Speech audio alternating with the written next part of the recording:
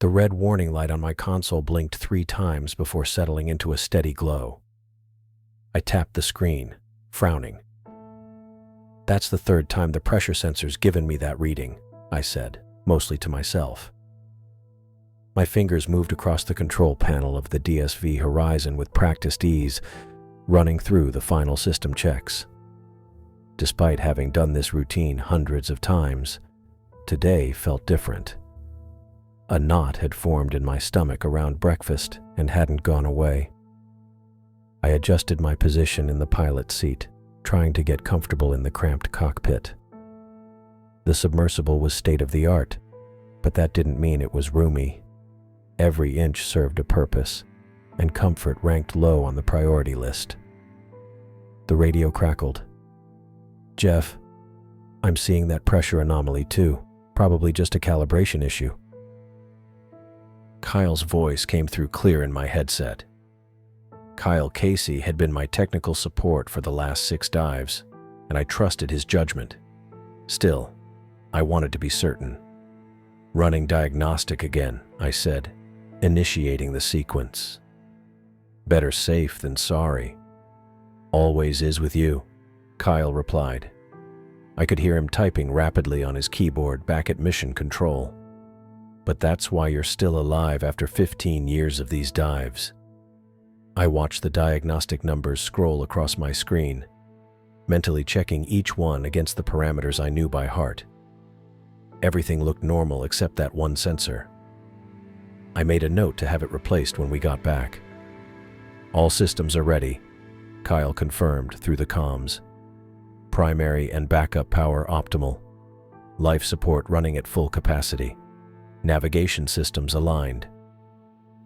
I nodded, even though he couldn't see me. "Copy that." There was a pause, then Kyle added, "Just be careful down there, Jeff. The Laurentian Abyss isn't forgiving. There's a reason the teams call it the kill box."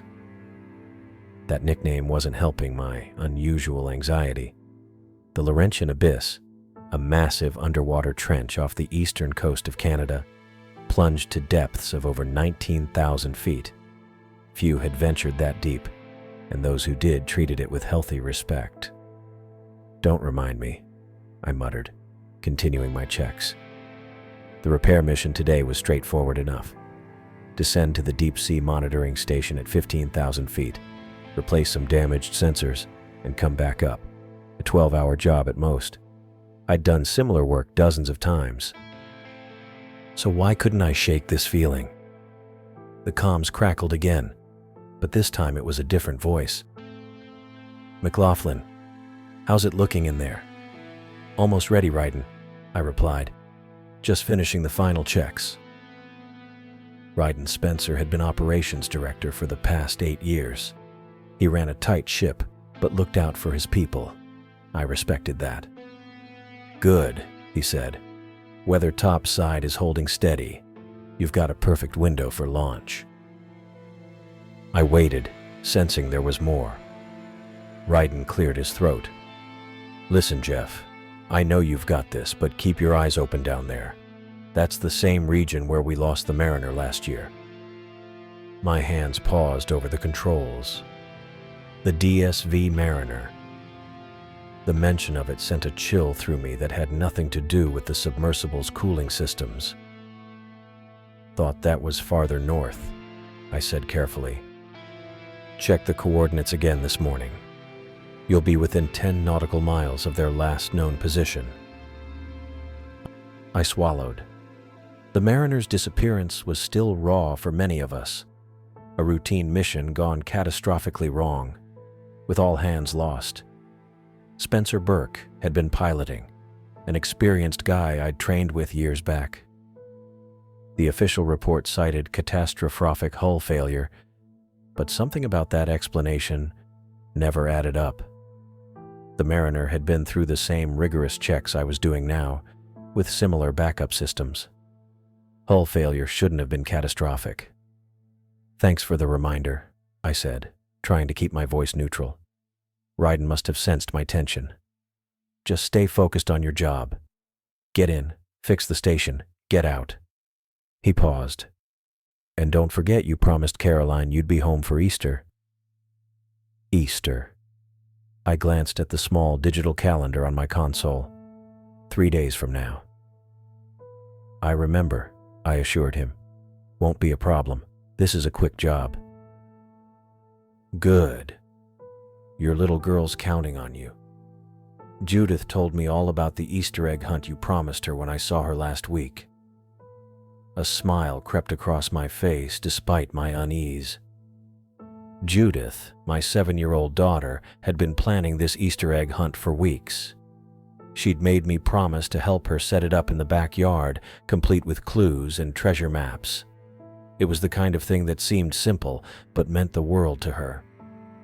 She's got it all mapped out, I said. Even color-coded the eggs based on difficulty level. Sounds like she inherited your planning skills. Ryden chuckled. All right, we're starting launch procedures. Stand by. I turned back to my final preparations, checking my dive suit and emergency systems one last time. The thought of Judith waiting for me pushed back some of the anxiety, replacing it with determination. I had a family to return to. Always did. The launch team's voices came through the comms, going through their checklist. I responded automatically to each query, my body settling into the familiar routine even as my mind remained unsettled. Sealing outer hatch. Outer hatch sealed and locked. Initiating flood sequence. Water began filling the launch chamber around the horizon. I watched the exterior cameras as the submersible was gradually engulfed. The gentle rocking of the ship above became muted, then disappeared entirely as we were fully submerged in the launch bay. Opening launch bay doors. Below us, the massive doors slid open, revealing the dark Atlantic waters. Early morning sunlight penetrated just enough to cast everything in a muted blue glow. DSV Horizon, you are clear for launch. Godspeed, Jeff. Copy that. Launching now. I disengaged from the docking clamps and activated the descent thrusters.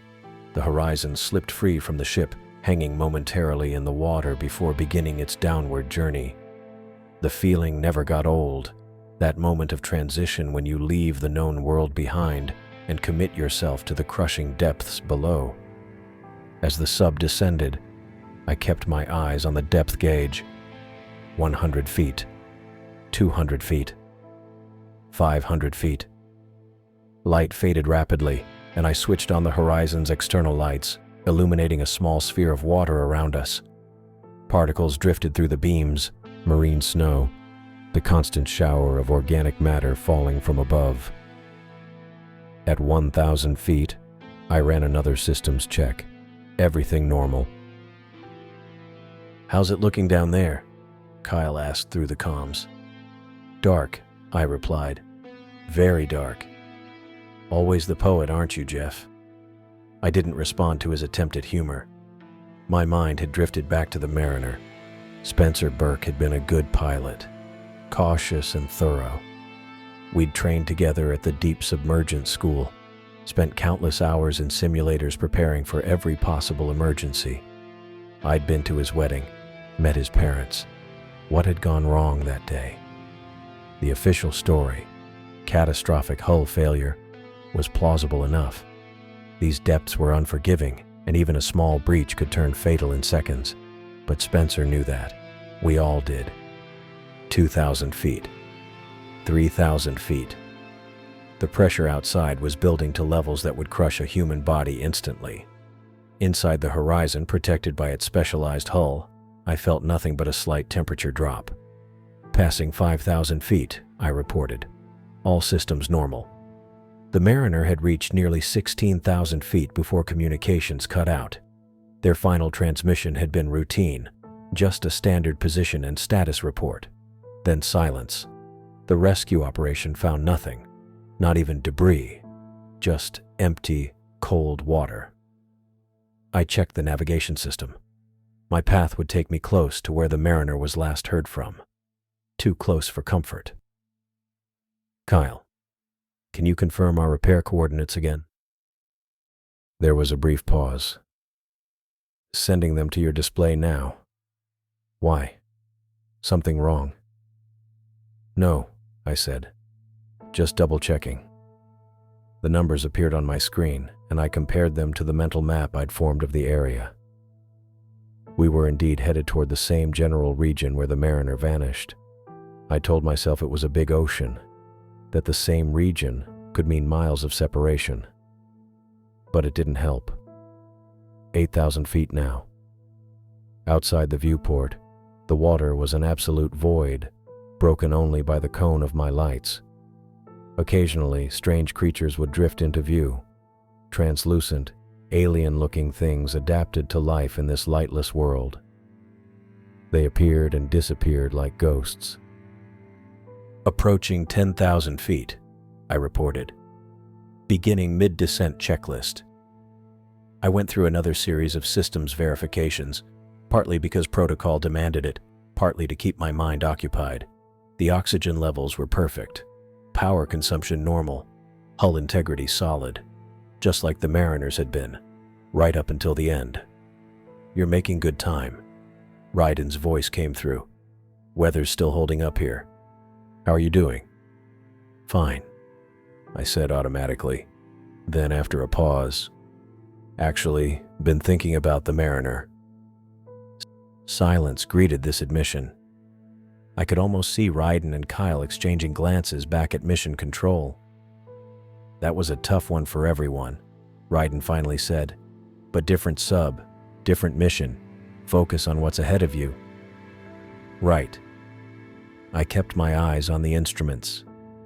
It's just, did you ever feel like the hull failure explanation wasn't quite right? Another pause, longer this time. We all have questions, Jeff, Ryden said carefully. The investigation team did their job with what they had. Which wasn't much, I thought, but didn't say. The depth gauge read 12,000 feet. The pressure outside was now over 5,000 pounds per square inch. Any failure in the Horizon systems would be catastrophic and immediate, just as it presumably had been for the Mariner. 3,000 feet to target depth, I said, changing the subject. Beginning final approach procedures. I adjusted the Horizon's angle of descent, slowing our rate to ensure precise positioning when we reached the monitoring station. The darkness outside seemed to press against the viewport, as if trying to find a way in. My external lights cut through it, but only barely, creating more shadows than illumination.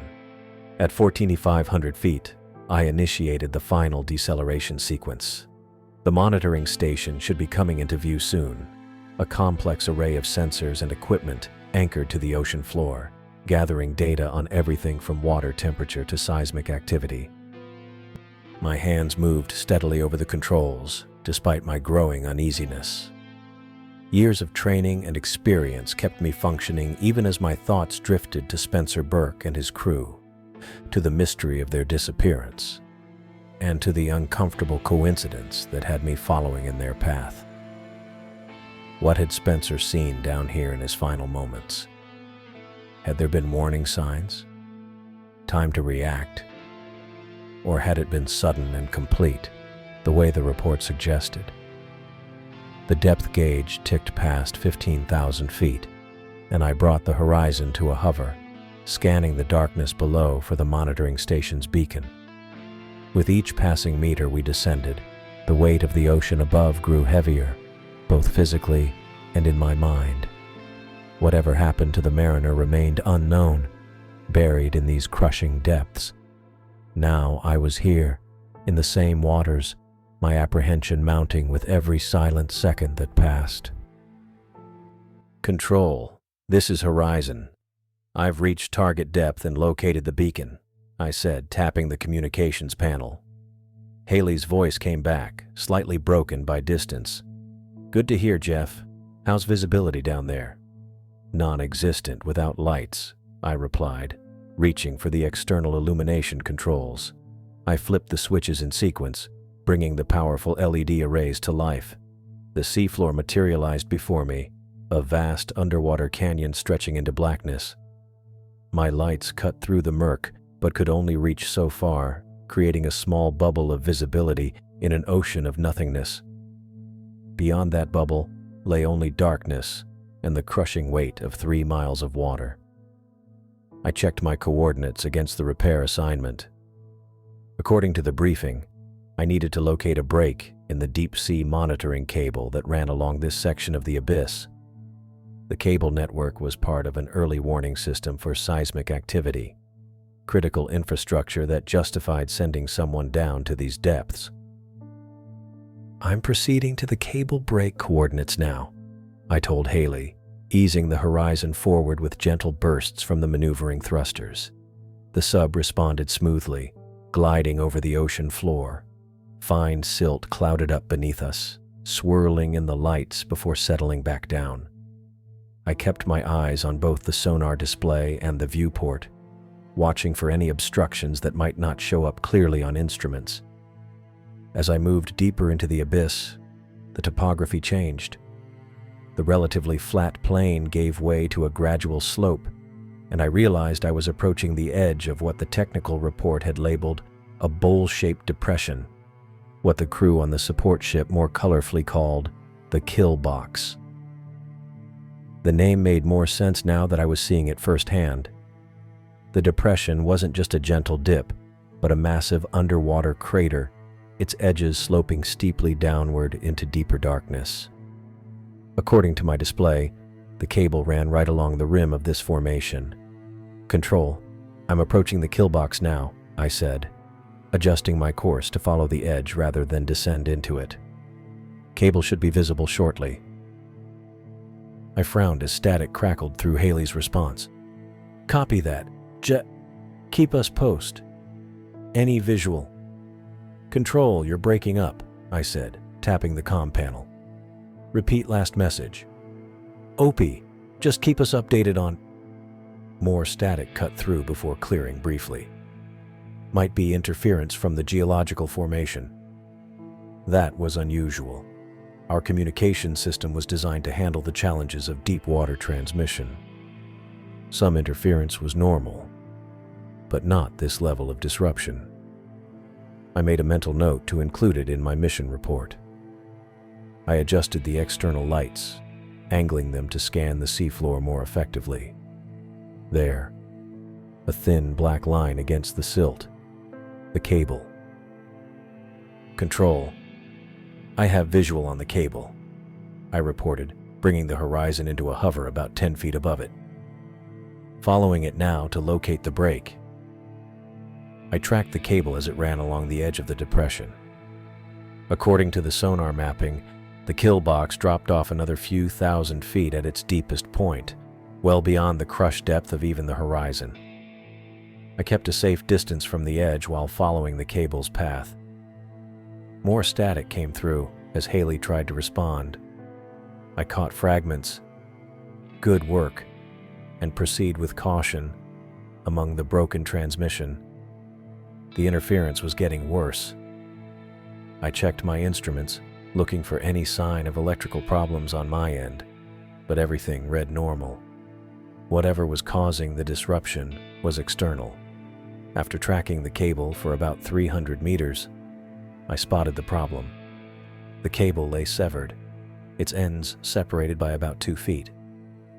I maneuvered the horizon for a closer look, bringing the sub into a stable position directly above the break. "Control, I've located the break."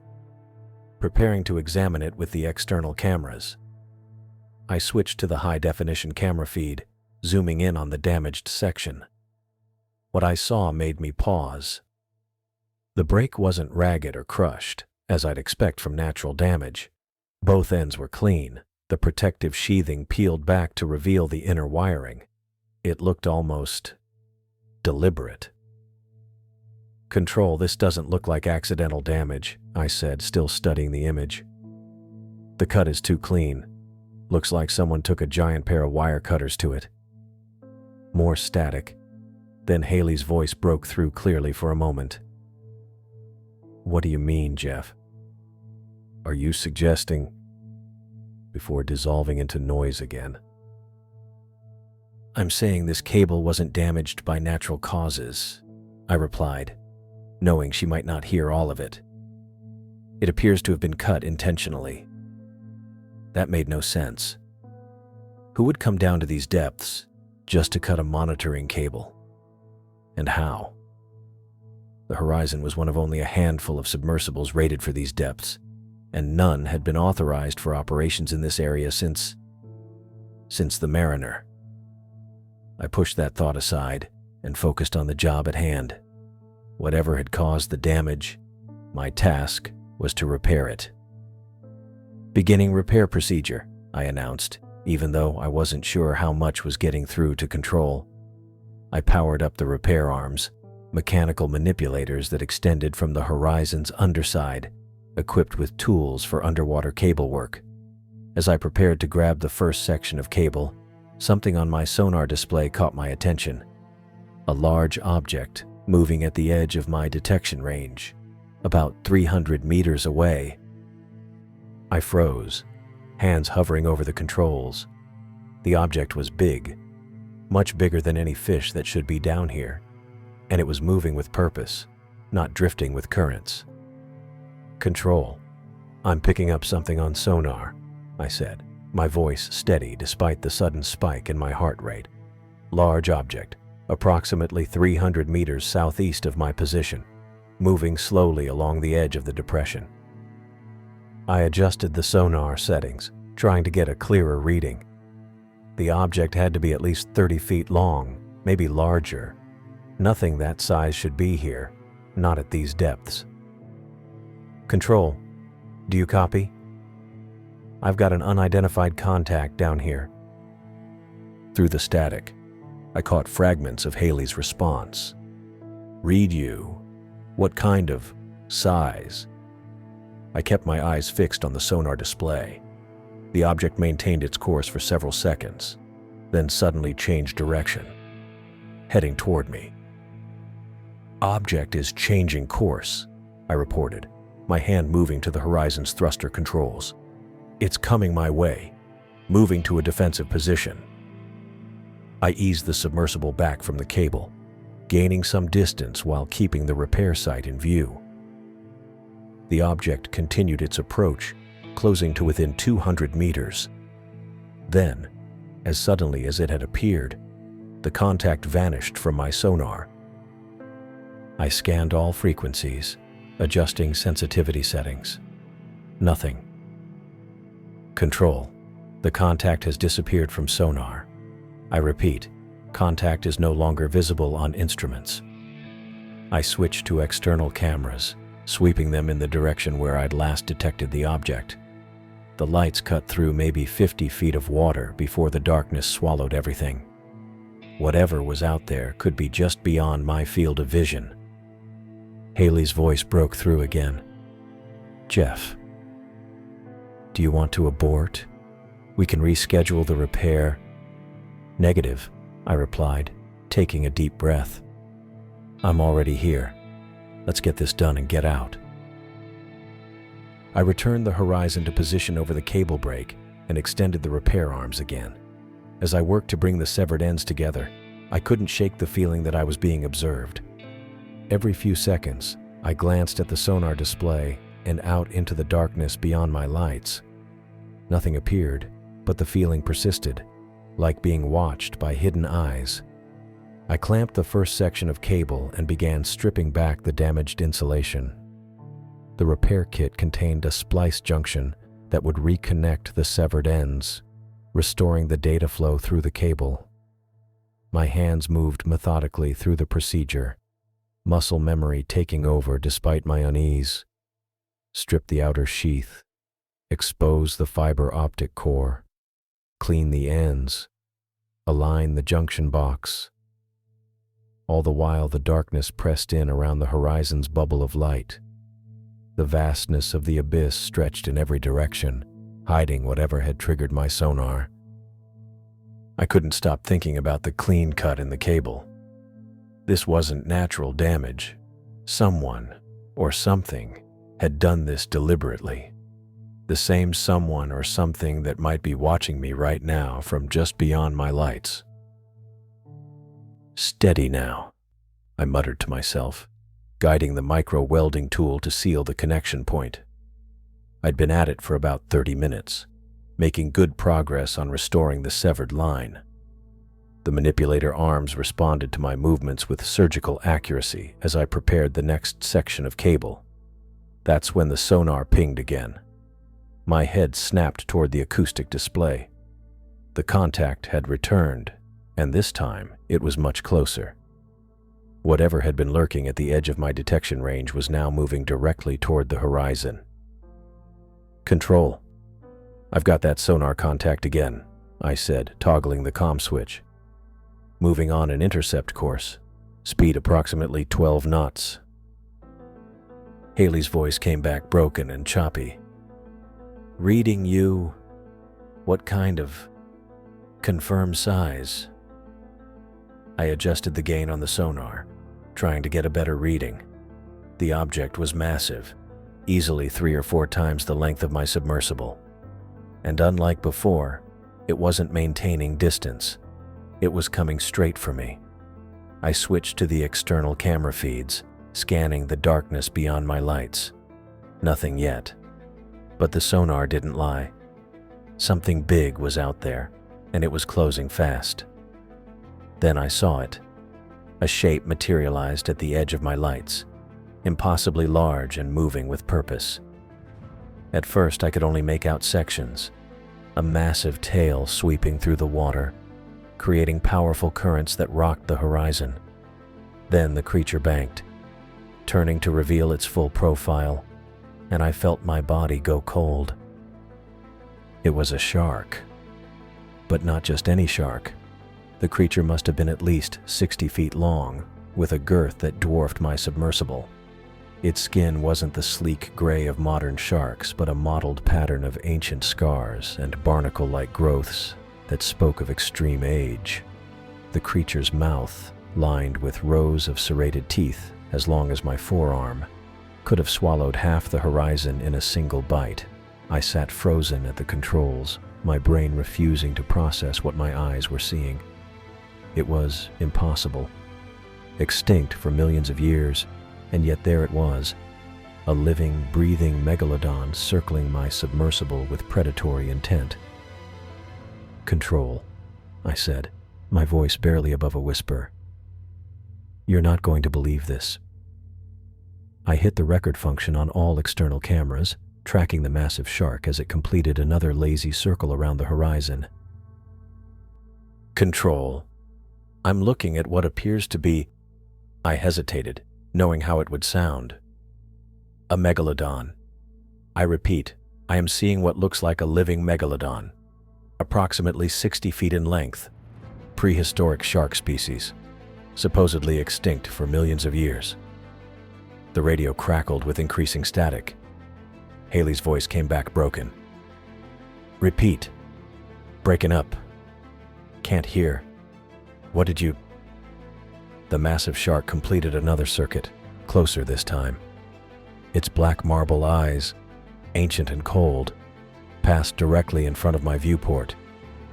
There was intelligence in those eyes, a calculating predatory awareness that sent chills through my body. This wasn't just a fish operating on instinct. This thing was hunting me. "Control, communications are degrading. I'm encountering extreme interference. Do you copy?" The response was mostly static with fragments of words. "Signal. Position. Repeat." The shark continued its circular pattern, each pass bringing it closer to the horizon.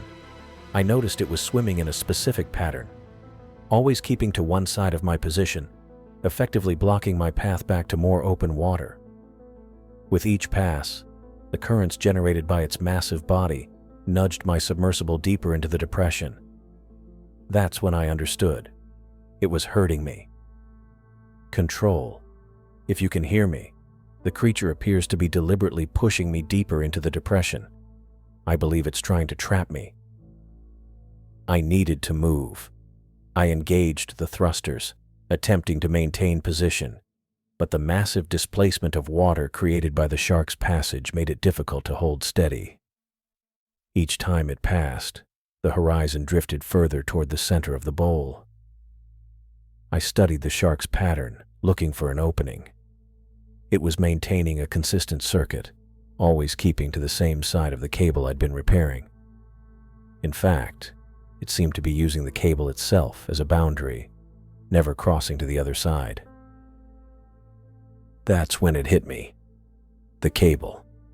The high-voltage power line feeding the monitoring station. Even with the break, there would still be significant electrical potential running through the section connected to the power source. The megalodon was avoiding the cable, using it as a boundary to trap me on one side, while it forced me deeper into its hunting ground. Control. The creature won't cross the high-voltage cable.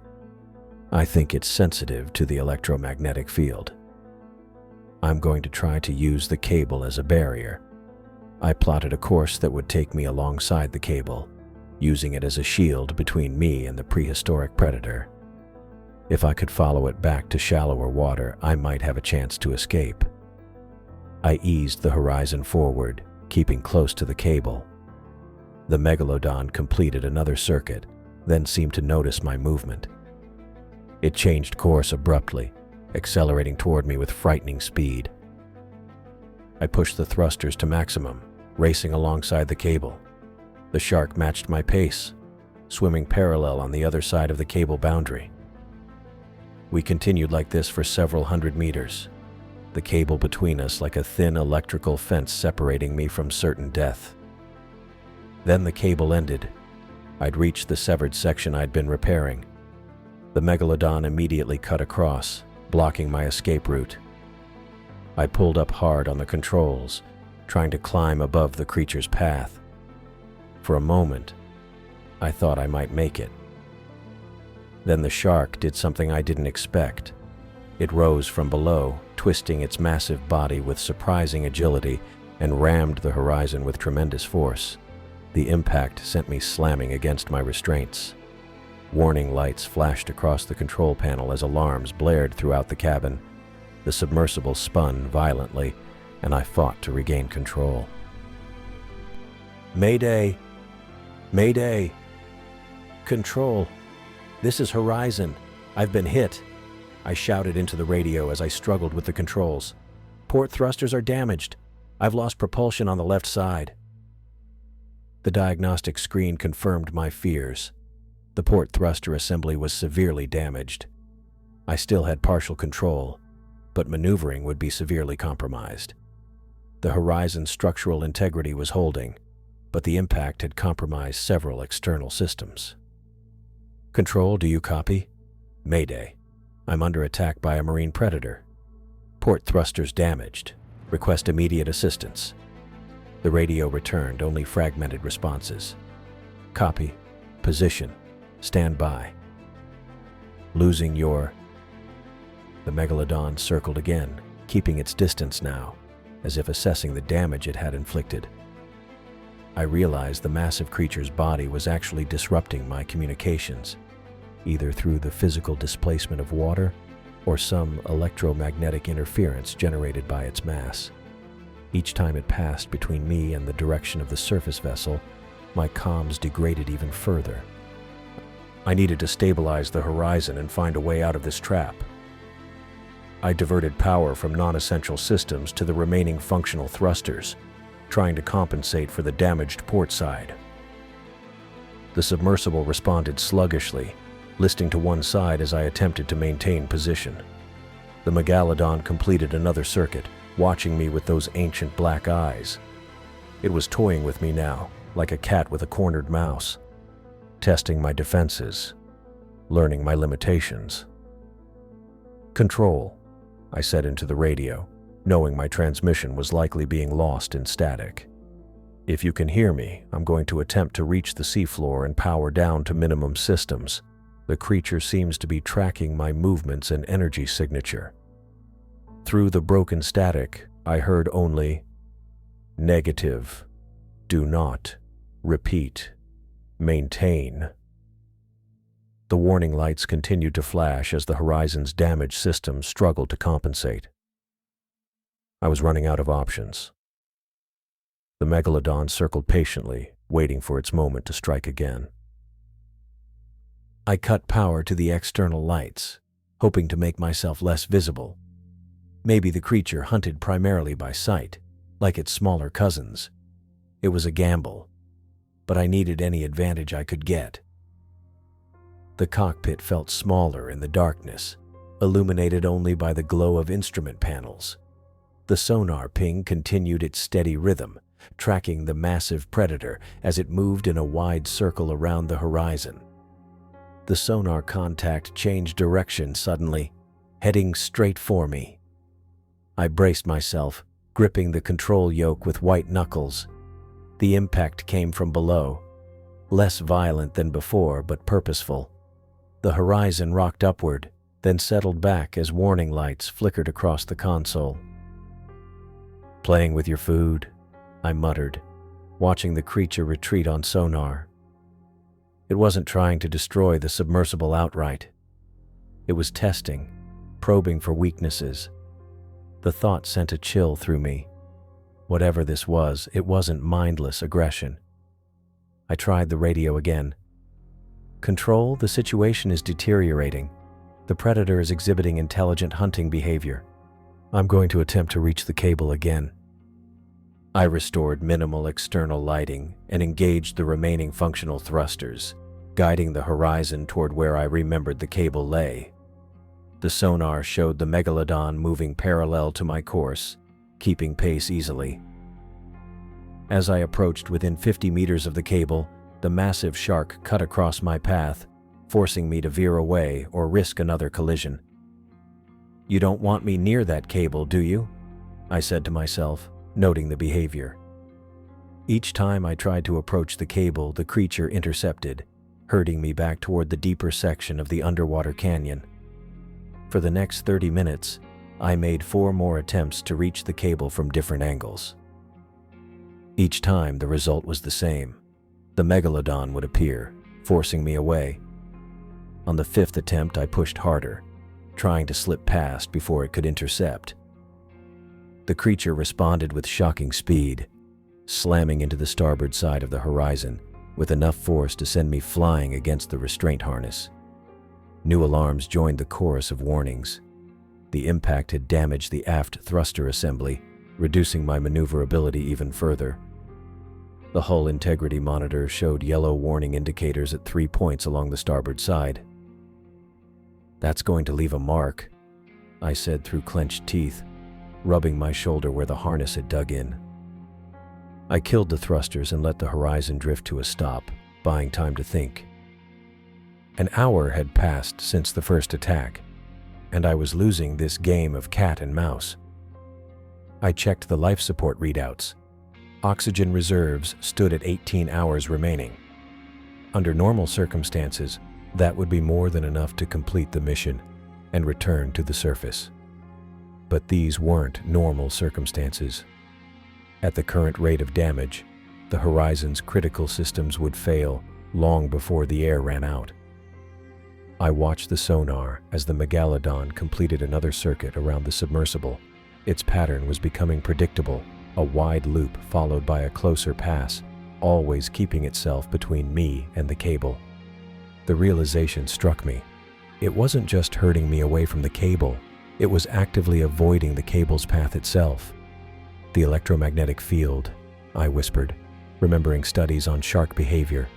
Modern sharks were sensitive to electromagnetic fields. They use this sense to detect prey. This ancient predator must share that sensitivity, perhaps even more acutely. The high-voltage power line running alongside the fiber optic cable would generate a significant electromagnetic field, one the megalodon clearly found aversive. I pulled up the submersible's schematic on the secondary display, reviewing the operational systems. The manipulator arms were still functional, as was the industrial plasma torch I'd been using for the cable repair. The torch was designed to cut through the cable's hardened exterior shielding. It would slice through most materials with ease. A plan began forming in my mind. Risky, potentially catastrophic, but possibly my only way out of this situation. The sonar contact changed course again, beginning another approach. This time I didn't move. I let the horizon hover in place, conserving power while I thought through the details of my plan. The impact, when it came, was more controlled, a bump rather than a ram. The creature seemed to be trying to push me rather than damage the submersible further. The horizon drifted several meters before I stabilized it again. "You're getting bolder," I said, watching the sonar as the megalodon retreated once more. But so am I. 2 hours had passed since the first encounter. The game of cat and mouse had taken its toll on both the horizon and me. My shoulders ached from tension, and my mouth was dry. I'd been so focused on survival that I hadn't touched the water bottle secured in the side compartment. I took a quick sip, never taking my eyes off the instruments. The damage reports made for grim reading. The aft thruster had failed completely after the last hit. Hull integrity warnings flashed with increasing frequency, particularly around the starboard viewport seal. A hairline fracture there would mean instant death at this depth. The horizon was tough, but it wasn't designed to withstand repeated attacks from a 60-foot prehistoric predator. I checked the external cameras, panning them to survey the surroundings. The seafloor sloped away into the deeper part of the canyon, where the megalodon seemed determined to drive me. Perhaps that was its territory, or maybe it had a reason for wanting me there. Either way, I had no intention of finding out. The cable lay approximately 200 meters to my east, running along the edge of the depression. If I could reach it, I might have a chance. But the megalodon had made it clear it wouldn't allow that. Not directly anyway. I reviewed my plan again, looking for flaws. It was desperate and would likely cause significant damage to the North Atlantic cable network. Thousands of communications could be disrupted, and the repair costs would be astronomical. But weighing that against my survival and the horizon itself, the choice became clearer. The plan centered on the cable, or more specifically, on the electromagnetic field it generated. If the megalodon avoided the field, perhaps I could use that to my advantage. The industrial plasma torch could cut through the cable's exterior shielding, exposing the power lines inside. With the right application, I might be able to create a barrier or even a weapon using the electromagnetic field. I accessed the submersible's electrical systems, reviewing the insulation capabilities. The Horizon was designed to operate near high-voltage underwater cables without interference. Its hull was well insulated against electrical current. That would be essential if my plan had any chance of success. The sonar pinged again, showing the megalodon beginning another wide circuit. I had perhaps 3 minutes before it would approach for another attack.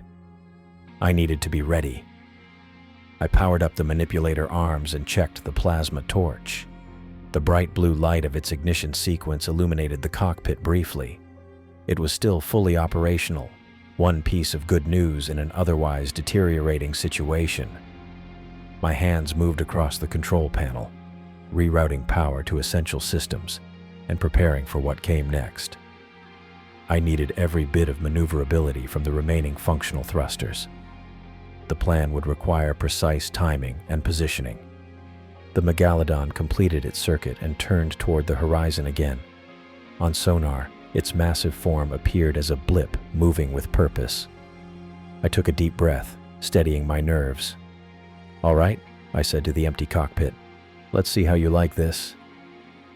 I engaged the thrusters, pushing the horizon in a direction I hadn't tried before, directly away from the cable, deeper into the canyon.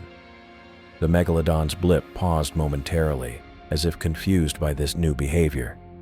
Then it adjusted course, following at a distance. This was the first part of my plan, to make the predator think it was winning, that I was finally going where it wanted me to go. I needed to create distance between us, enough space to execute the next phase. After moving about 100 meters deeper into the canyon, I cut the thrusters and let the horizon drift to a stop. The megalodon approached cautiously, circling once before retreating to a watching position about 50 meters away. Now came the tricky part. I powered up the manipulator arms, extending them to their full reach. Using the camera feeds to guide my movements, I opened the external tool compartment and retrieved a spool of high-tensile repair cable. This cable wasn't electrified like the main communication line, but the megalodon didn't need to know that. Working quickly, I used the manipulator arms to secure one end of the cable to the horizon's frame. The other end I left trailing, a thin metallic lifeline extending behind the submersible. Next, I positioned the plasma torch in the manipulator's grip, its blue flame ready to ignite at my command. The sonar showed the megalodon growing restless, beginning to move toward me again. I waited, timing my next move carefully. The massive shark needed to be in just the right position. As the creature approached, I fired the remaining thrusters at maximum output, launching the horizon in a wide arc that would eventually lead back toward the main communication cable. The sudden movement caught the megalodon by surprise, but it recovered quickly, changing course to intercept. This was the moment I'd been waiting for. As the predator closed in, I ignited the plasma torch and swung the manipulator arm in a wide arc, slicing through the trailing repair cable I'd deployed. The severed end sparked dramatically in the water, a visual effect I hoped would trigger the megalodon's electromagnetic sensitivity. The reaction was immediate. The massive shark veered away from the sparking cable end, breaking off its attack run. I continued my arc toward the main communication line, trailing the sparking decoy behind me. The megalodon followed at a greater distance now, wary of the unusual electrical display. I checked the power reserves. The plasma torch was an energy hog, and I couldn't maintain this deterrent indefinitely. But I only needed it long enough to reach the main cable. The communication line appeared in my external cameras, a dark snake against the pale silt of the seafloor. I adjusted course, bringing the horizon alongside it. The megalodon paced me from a distance, clearly conflicted between its desire to attack and its aversion to the electromagnetic field.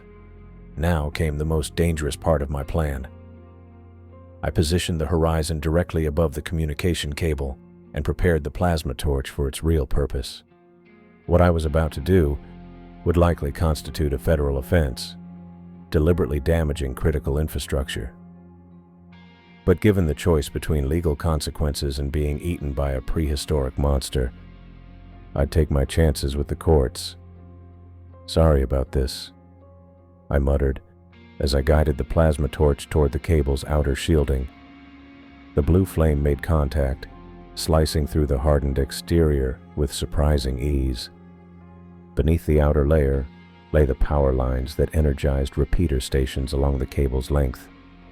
These carried enough voltage to power a small town, and hopefully enough to create an electromagnetic barrier strong enough to deter the megalodon. The sonar showed the massive shark circling back toward me, accelerating as it sensed what I was doing. It knew I was interfering with the cable, the very thing it had been preventing me from reaching. I needed to work faster. The plasma torch cut deeper, exposing the power conduits. I didn't need to sever them completely, just expose enough to create the electromagnetic disturbance I needed. The manipulator arms moved with precision, peeling back layers of insulation. The megalodon closed the distance rapidly, a torpedo of ancient muscle and teeth heading straight for the horizon. I had seconds, not minutes, to complete my work. Come on, I urged, watching the creature's approach on sonar, while guiding the plasma torch through its final cuts. The exposed section of cable began to emit a visible disturbance in the water, a shimmer that indicated the powerful electromagnetic field was leaking into the surrounding environment. The megalodon was less than 30 meters away when I finally pulled back from the cable, positioning the horizon directly behind the exposed section. The massive shark continued its charge, seemingly intent on one final, devastating attack. "That's it," I whispered, watching its approach. Just a little closer. The megalodon entered the disturbed water surrounding the exposed cable section. The effect was immediate and dramatic. The massive creature convulsed, its sleek body contorting as it encountered the electromagnetic field. It veered sharply away, retreating into the darkness beyond my lights. I didn't waste the opportunity. I engaged the remaining functional thrusters, pushing the horizon along the path of the cable, using it as a guide toward shallower water. The sonar showed the megalodon circling at a distance, unwilling to approach the cable again. My plan was working, but I wasn't safe yet. The damage to the horizon was severe, and I still had thousands of feet of ascent ahead of me. The hull integrity warnings continued to flash, and the power reserves were dropping faster than they should have been. But I had a path out now, a corridor of relative safety alongside the very cable I'd been sent to repair. I checked the sonar again. The megalodon had disappeared from range, but somehow I knew it wasn't gone. It was waiting, watching, looking for another opportunity. I glanced at the exposed section of cable behind me, knowing I'd created a significant problem for the network operators. But I'd worry about explaining that later, if I made it to the surface. The megalodon appeared on sonar again, approaching from behind but maintaining a respectful distance from the cable. It paced me like a wolf following a traveler on a protected path, waiting for a misstep. I kept the horizon steady, hugging the cable line as I continued toward shallower water. Suddenly, the massive shark accelerated, moving on an intercept course that would bring it to me before I could react. It had found a gap in my defense, a section where the cable curved away, creating space for an attack. The creature closed the distance with frightening speed, ready for another devastating strike against the already damaged horizon. I keyed the emergency broadcast button and shouted into the radio, "Control, this is Horizon. I'm cutting the main cable. No choice. Megalodon's attacking. If you can hear this." The static overwhelmed my voice. I tried again. "Repeat. I am cutting the main power cable to create an electrical discharge. Expect total communication blackout." No response came back except garbled noise. I couldn't even tell if they heard a word I said. The radio crackled uselessly, and I knew I was truly on my own now. I pushed the remaining functional thrusters to maximum output, fighting against the current to position the horizon alongside the underwater cable. The sub shuddered from the strain, the damaged propulsion system struggling to maintain precise control. I only had one shot at this. Come on," I muttered, watching the distance counter tick down as I approached the cable. The manipulator arm controls were already prepped, and I wasted no time extending the mechanical appendage toward the thick black line that represented my only hope of survival. The industrial plasma torch at the end of the manipulator arm looked small against the massive cable. The torch was designed for precision underwater repairs, not for the desperate measure I was about to attempt. I checked the power levels, still enough juice to cut through the outer sheathing and expose the high-voltage conductors inside. On the sonar, the megalodon closed the gap between us. It would reach me in less than 30 seconds. My hands shook slightly on the manipulator controls, and I forced myself to breathe slowly, deliberately. This required precision. The cable's outer sheathing was reinforced with Kevlar and titanium weave, designed to withstand the crushing pressures of the deep ocean. The plasma torch would cut through it, but not instantly. 20 seconds. I activated the torch. Even through the horizon's thick viewport, I saw the water around the cutting point start to boil and steam. The manipulator arm held steady as the superheated plasma began to eat through the first layer of the cable's protective covering. 15 seconds. "Come on, cut faster," I said through gritted teeth. The torch made progress, but not quickly enough. I watched as the first layer gave way, revealing a secondary protective shell beneath. 10 seconds. The megalodon was so close now I could see its massive outline approaching through the murky water. Its scarred hide reflected dully in my external lights. Those ancient dead eyes focused on the horizon with terrible intelligence. 5 seconds. The second layer finally yielded to the plasma torch, exposing the high-voltage conductors beneath. They ran along the cable's core, carrying enough electricity to power a small city. Now, I just needed to break through the insulation around them. The megalodon opened its massive jaws, revealing rows of serrated teeth, each the size of my hand. It was close enough now that I could see the smaller fish swimming alongside it, remoras attached to its ancient hide. Its massive tail propelled it forward in one final, devastating charge. There was no time left. The creature was seconds away from impact. With the manipulator arm, I drove the plasma torch directly into the exposed section of cable, cutting through the last protective layer.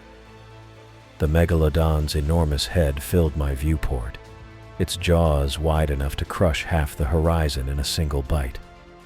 I could see individual scars across its snout, barnacle-like growths between its teeth. Its black marble eye stared directly at me as it closed the final few meters. I made the cut. The ocean transformed into pure light. Thousands of volts of electricity discharged into the seawater in an instant, creating an underwater lightning storm that turned the absolute darkness of the deep into blinding daylight. The electrical current ripped through the water in jagged, brilliant arcs. The megalodon took the full force of the discharge.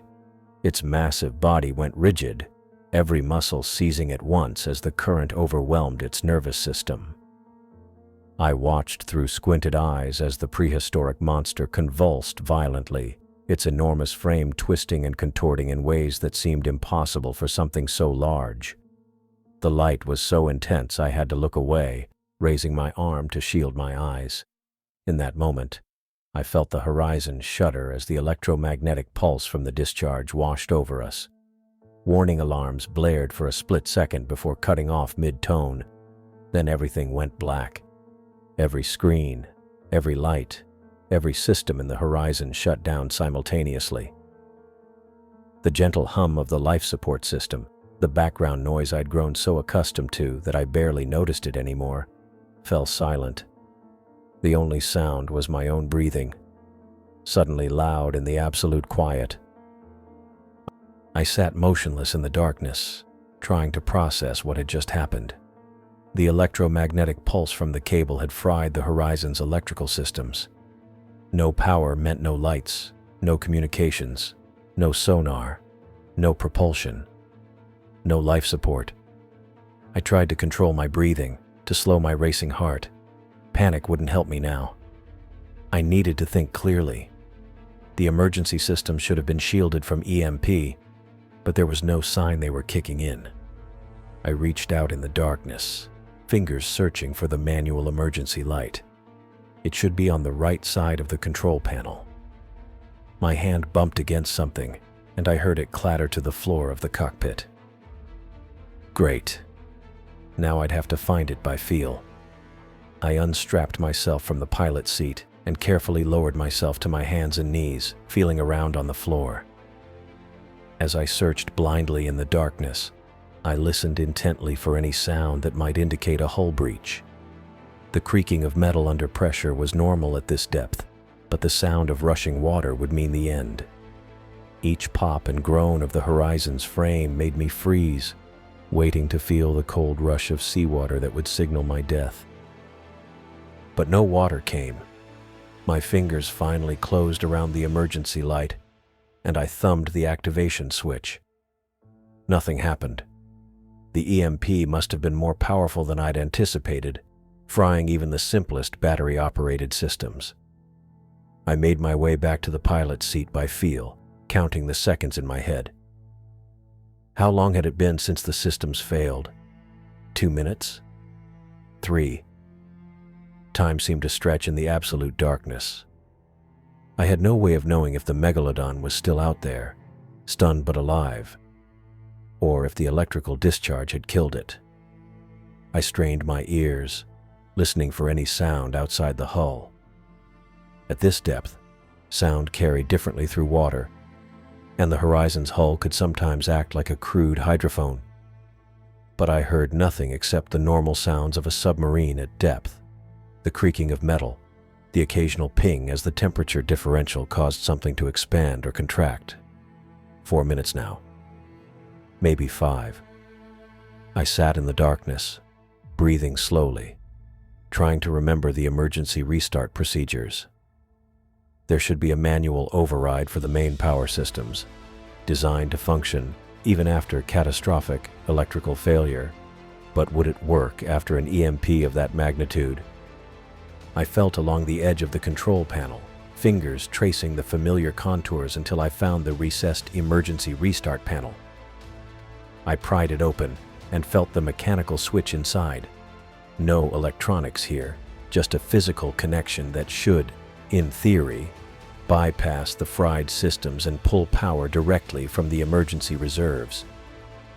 I flipped the switch and waited, holding my breath. Nothing happened. I flipped it back and forth several times, hoping for some response.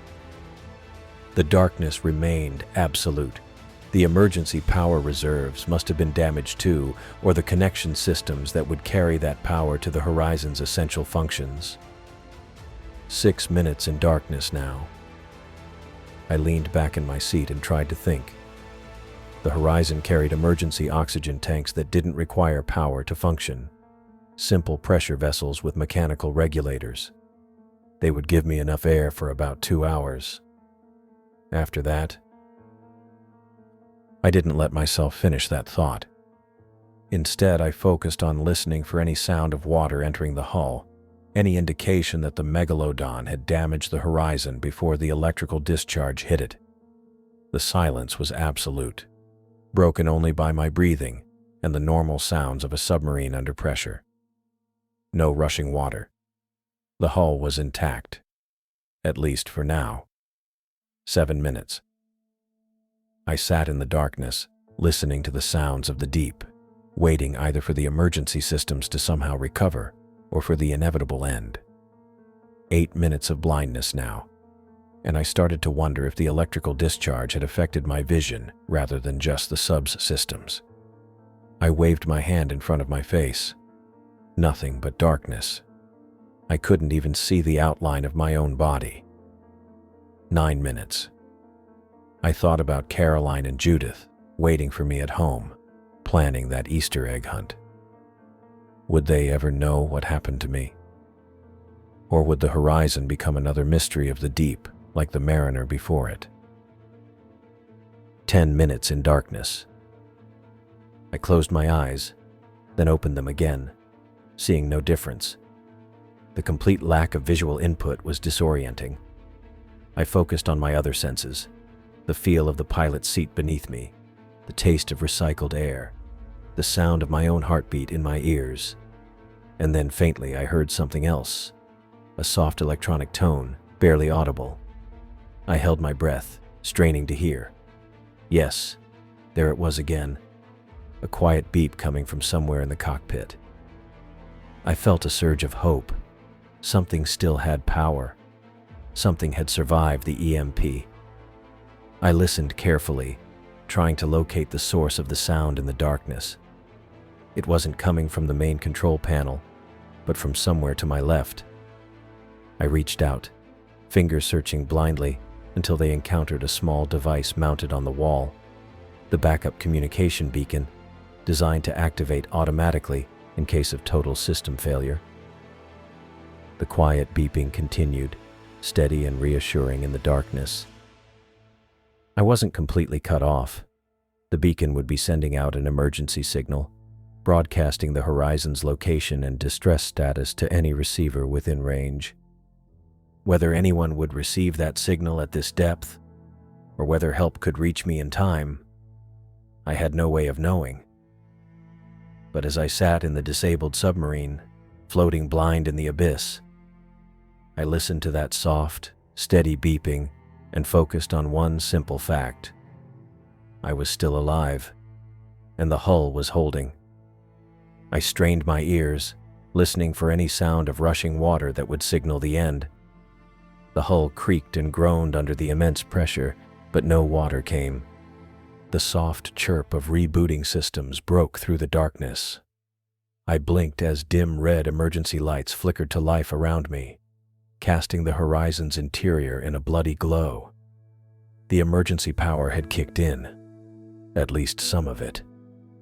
I checked my watch. Nearly 20 minutes had passed since the electrical discharge. "Come on, give me something," I muttered, tapping at the control panel.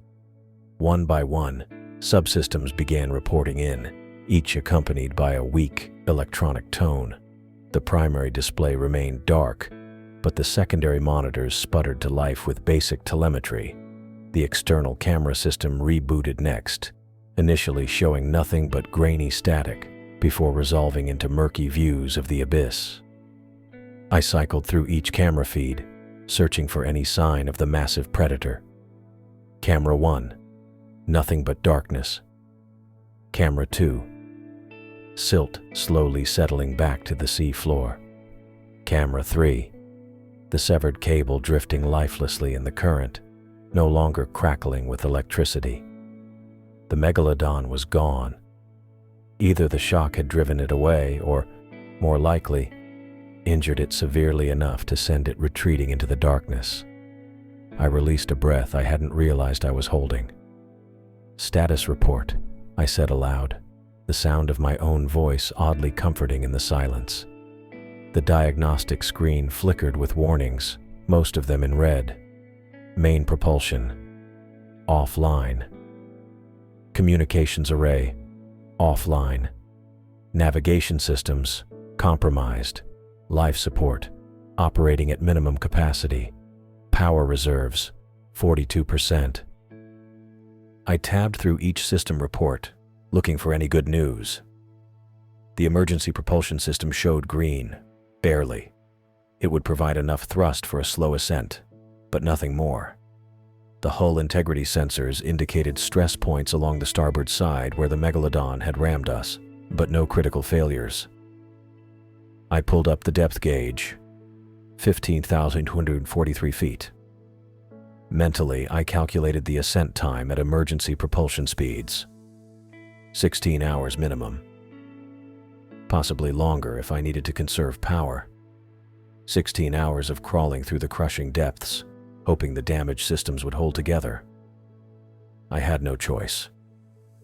With no communications and limited life support, staying put wasn't an option. I engaged the emergency propulsion system, feeling a slight vibration as the backup thrusters activated. The horizon began to rise, painfully slow, like trying to climb a mountain with a broken leg. On the depth gauge, the numbers ticked down with agonizing sluggishness. 15,240, 15,238, 15,235. At this rate, I'll be old and gray before we hit the surface, I said to the empty cockpit, trying to keep my spirits up. But the joke fell flat even to my own ears. I knew what this meant. 16 hours of solitude, with every system on the edge of failure. The temperature reading caught my attention. 62 degrees Fahrenheit and dropping. The heating system was compromised, drawing too much power for the emergency reserves to sustain it. I'd need to make a choice soon about power allocation. I prioritized the systems, propulsion, life support, minimal lighting, and just enough power to keep the external cameras and sonar operational. Everything else would have to go. I began the shutdown sequence for the non-essential systems, watching as sections of the control panel went dark, one by one. 3 hours into the ascent, the depth gauge read 14,782 feet. The temperature had fallen to a 58 degrees. Not dangerously cold yet, but uncomfortable enough that I had zipped my dive suit up to my neck for extra warmth. The oxygen level indicator had dropped from 97% to 94%, falling slower than I'd feared, but falling nonetheless. I kept my eyes on the external camera feeds, cycling through them every few minutes. The emergency lights cast only a small bubble of visibility around the horizon, beyond which the ocean remained an impenetrable black wall. The sonar pinged steadily, showing nothing but the vast emptiness surrounding me. 5 hours in, depth 14,103 feet, temperature 54 degrees, oxygen 91%. I'd developed a routine: check the gauges, scan the cameras, listen to the sonar, repeat. It gave me something to focus on besides the creaking of the hull and my own ragged breathing. I caught myself taking deeper breaths than necessary and made a conscious effort to slow my respiration. Every molecule of oxygen counted now. I'd been trained for this. Controlled breathing exercises were standard for all deep submersible pilots. Inhale for 4 seconds. Hold for 7. Exhale for 8. Repeat. The pattern helped calm my racing thoughts. 7 hours. Depth 13,340 feet. Temperature 51 degrees. Oxygen 88%. My fingers had grown stiff with cold, making it difficult to operate the controls. I rubbed my hands together, trying to restore circulation, then tucked them under my armpits when not in use. The isolation was starting to wear on me. No radio contact, no human voices, just the mechanical hum of the emergency propulsion and the rhythmic ping of the sonar. I found myself talking aloud just to break the silence. "Come on, old girl, just keep climbing," I said, patting the console like it could hear me. "We've been through worse." But had we? In 15 years of deep-sea dives, I'd never faced a situation this dire. Damaged systems, no communications, minimal power, and 16,000 feet of ocean pressing down on a compromised hull. And somewhere out there, possibly a prehistoric predator that had already demonstrated its ability to hunt modern technology. The thought of the megalodon sent my eyes back to the sonar display. Still nothing. But that didn't mean it wasn't out there, circling beyond detection range, waiting for another opportunity. 9 hours. Depth 12,567 feet. Temperature 49 degrees. Oxygen 85%. I'd stopped feeling my toes about an hour ago. I stamped my feet against the floor, trying to force blood into them. The cold was becoming a serious concern. Hypothermia would affect my decision-making ability long before it became life-threatening. I found an emergency thermal blanket in the survival kit and wrapped it around my shoulders. It helped, but not much. The chill had seeped into my bones, making every movement an effort. The depth gauge continued its maddeningly slow countdown. Every 100 feet felt like a victory, yet the surface remained impossibly distant. I tried not to think about my family, Caroline waiting at home, Judith preparing for Easter. The thought that I might never see them again was too much to bear. Instead, I focused on the immediate: monitor systems, check for threats, conserve oxygen, stay warm, 1 hour at a time, 1 foot after another. 11 hours. Depth 11,892 feet. Temperature 47 degrees. Oxygen 81%. The headache started as a dull throb behind my eyes, the first sign of oxygen deprivation. I knew it would get worse before it got better. I reduced the emergency lighting further, saving every watt of power for the essential systems. The sonar pinged, and my heart nearly stopped when a contact appeared at the edge of the detection range. I held my breath, watching as the blip moved across the screen. Too small for the megalodon, probably a school of fish or some other deep-sea creature drawn to the horizon's lights. Still, the momentary surge of adrenaline left me shaking. 12 hours. Depth 10,435 feet. Temperature 45 degrees. Oxygen 78%. I'd been awake for over 24 hours now, and fatigue was taking its toll. My eyelids felt like they were weighted with lead, and more than once I caught myself drifting off, only to jerk awake in panic. Sleep was dangerous. I needed to stay alert, to monitor the systems, to be ready if something went wrong. But my body was fighting against me, demanding rest I couldn't afford to give it. I pinched the skin on the back of my hand, hard enough to leave marks. The sharp pain cleared my head momentarily. I did it again whenever I felt myself slipping. 13 hours. Depth, 8,121 feet. Temperature, 44 degrees. Oxygen, 75%. I was shivering continuously now, my teeth chattering uncontrollably. The thermal blanket seemed to make little difference. I'd lost feeling in my fingers and had to watch them move across the controls to ensure they were doing what I intended. The headache had intensified, joined by a persistent dizziness that made the cockpit seem to tilt and spin around me. Classic symptoms of oxygen deprivation. I knew what was happening, but knowing didn't make it any easier to fight. Keep it together, I told myself, the words slurring slightly. Just a few more hours. But those hours stretched before me like an eternity. And all the while, the oxygen levels continued to fall, the temperature continued to drop, and the hull continued to creak under pressure. 14 hours. Depth, 7,344 feet. Temperature, 43 degrees. Oxygen, 71%. Something changed in the quality of the darkness outside.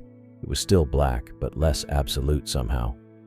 I was ascending into waters where some faint light from the surface might penetrate.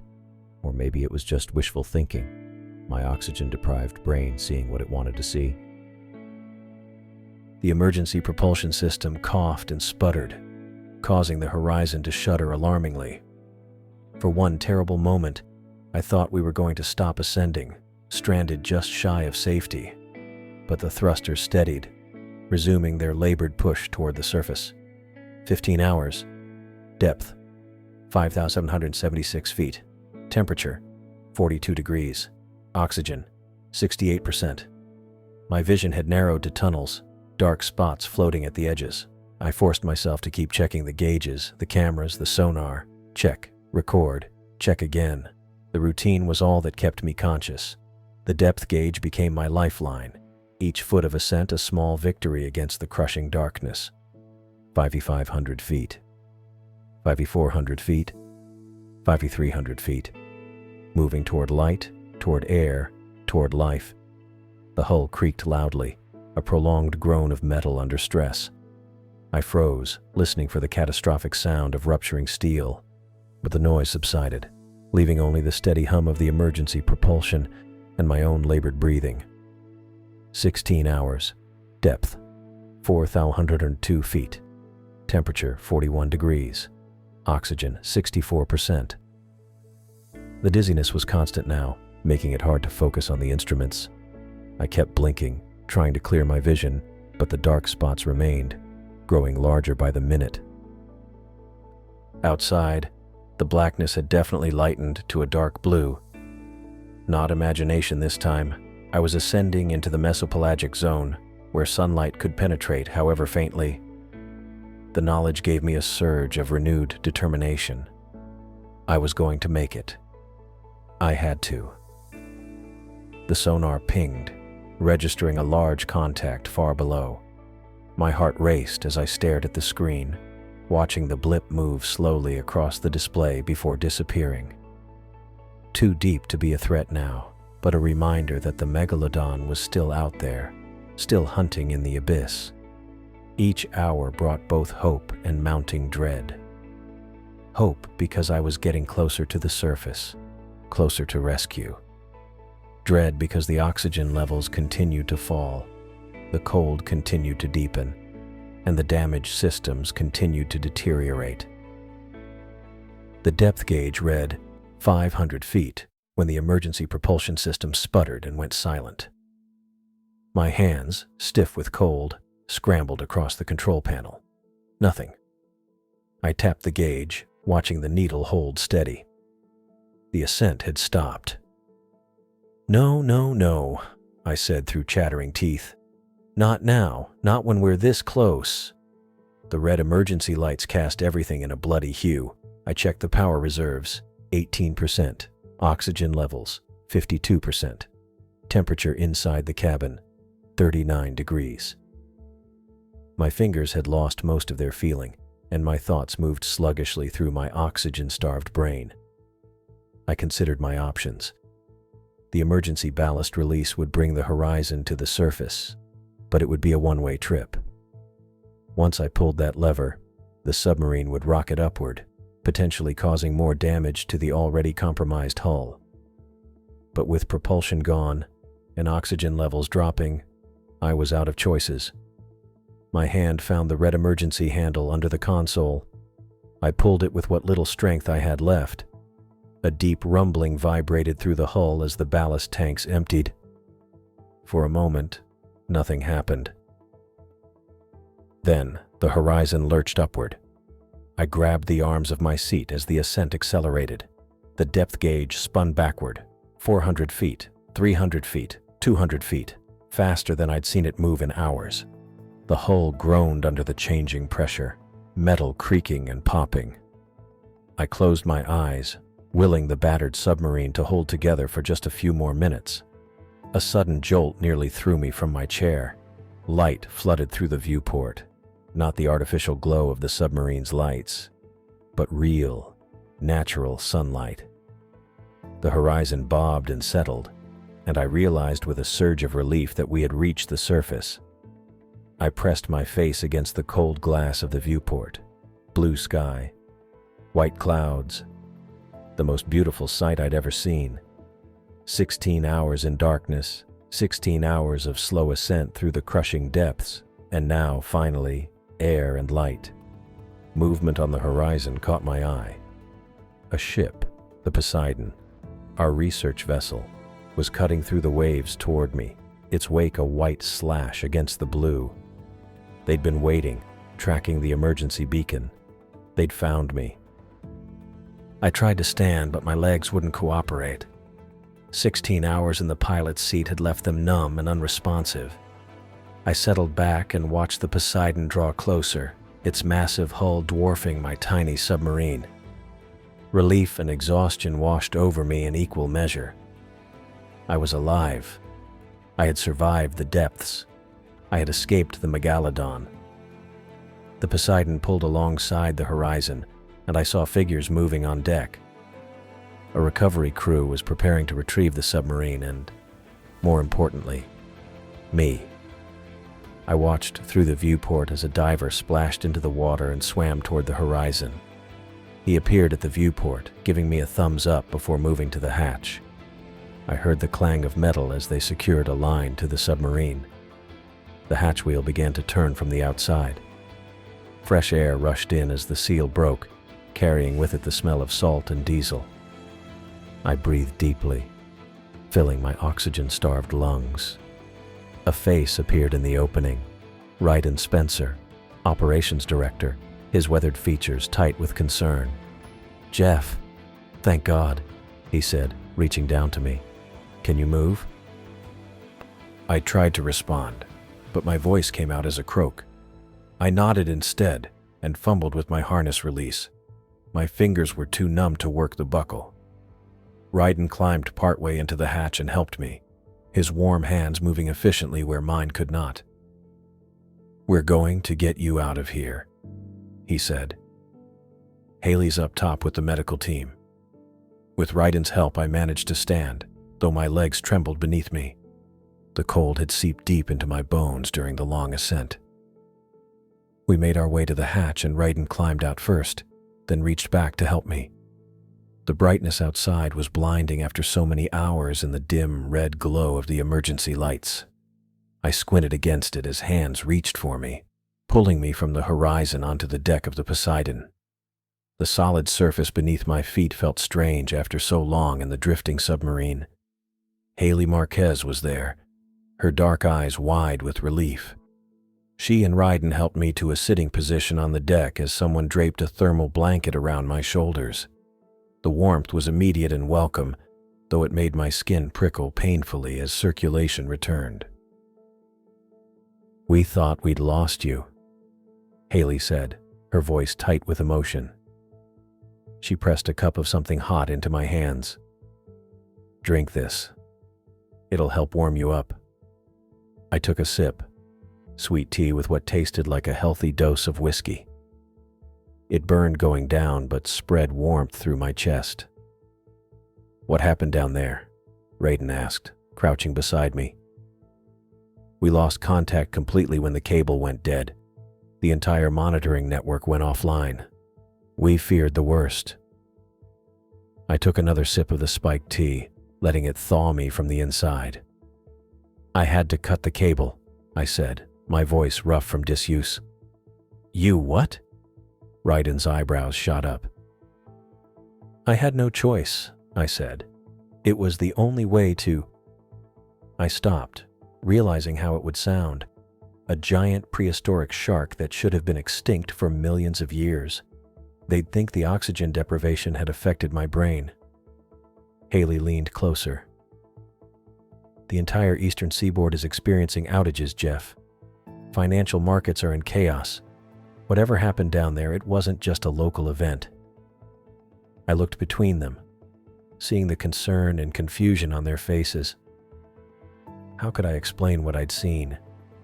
What I'd experienced? The massive creature that had hunted me through the depths, displaying intelligence and intent beyond what any fish should possess. "What really happened down there, Jeff?" Raiden asked again.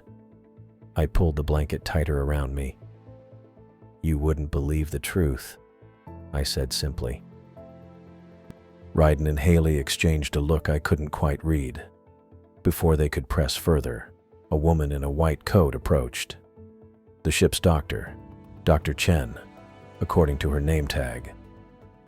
"I need to examine him," she said firmly, gesturing for the others to give us space. "He's been in a pressurized environment with limited oxygen for over 16 hours. Raiden nodded and stood. "We'll talk later," he said to me. "Get yourself checked out first." Dr. Chen knelt beside me, pulling out a pen light and shining it in my eyes. "Follow the light," she instructed, moving it back and forth. I did as she asked, though the brightness made my head throb. "Pupils reactive but sluggish," she noted, then placed 2 fingers against my neck. "Pulse slow but steady. How's your breathing? Any chest pain?" "Just tired," I said. "Cold." She nodded, checking my extremities and frowning at my bluish fingertips. "Mild hypothermia," she said, "and likely some oxygen deprivation. We need to get you to the infirmary." 2 crew members helped me to my feet, supporting me as we made our way below deck. My legs were beginning to regain feeling, bringing with them painful pins and needles. The warmth of the ship's interior was almost overwhelming after the cold of the horizon. The infirmary was a small but well-equipped room with 2 beds. I sat on one while Dr. Chen continued her examination, checking my blood pressure and oxygen levels. She hooked me up to an oxygen tank, placing a mask over my face. "Deep breaths," she instructed. "We need to get your O2 levels back up." I breathed in the pure oxygen, feeling it clear some of the fog from my brain. Dr. Chen wrapped a blood pressure cuff around my arm and frowned at the reading. "Blood pressure's low," she said. "I'm going to start an IV to help with rehydration and get your core temperature back up." I nodded, too exhausted to argue. She worked efficiently, inserting the IV needle into the back of my hand and hanging a bag of clear fluid. The ship's gentle rocking, so different from the stillness of the deep, was oddly comforting. "Rest," Dr. Chen said, adjusting the blankets around me. "Your body's been through a lot. I'll check on you again in an hour." She left, closing the door behind her. I lay back on the bed, the oxygen mask fogging with each breath. The events of the past 16 hours played through my mind. The attack, the desperate plan to cut the cable, the long, cold ascent through the darkness.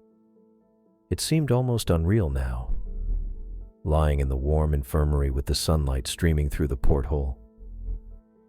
I must have dozed off, because when I opened my eyes again, the light coming through the porthole had changed. I checked my watch. 2 hours had passed. I felt marginally better. Warmer, at least, though still exhausted. The IV bag was nearly empty, and the oxygen mask had slipped down around my neck. Voices drifted through the closed door, and I realized that was what had woken me. 2 people were talking just outside, their tones urgent but hushed.